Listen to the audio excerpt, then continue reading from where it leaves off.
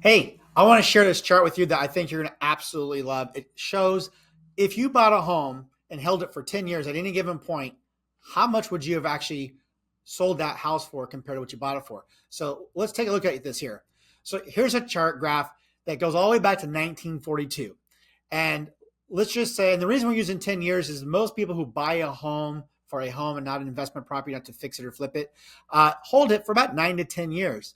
So if you bought a home in 1932 for $100,000 and you sold it 10 years later in 1942, you'd have made $252,761, which you would have sold it for, which is a 153% increase in the value from which you purchased it.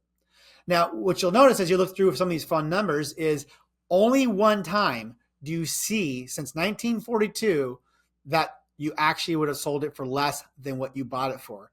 And that would have been right here in 2006. If you bought a home in 1996 and you held it for 10 years, you would have had a loss. But that's the only time. But there's something else that you really need to take a look at when you look at this year here is that it does not take into account the fact that during that 10-year period, you were paying down your loan. So let's say you bought a house for $100,000 and you got a $100,000 loan on it, you did 100% financing, and then 10 years later you sold it for a loss here at $97,000, so you lost about $3,000.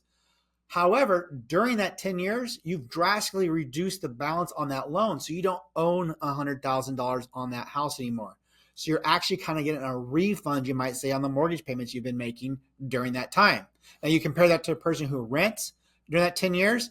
Historically, every year rents go up. At the end of 10 years, they get nothing back. So even though in this scenario, you may have lost 3% on the value of your home, you will likely still won out compared to the person who rents who gets nothing back.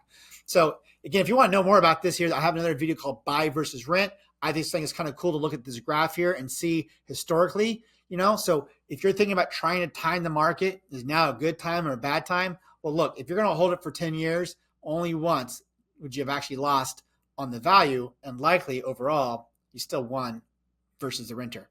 I hope you found this helpful. If you did, for sure, share it, hit the subscribe and the bell button. Share this. If you got comments you want to share with me, just put them down below. All right. Have a great day.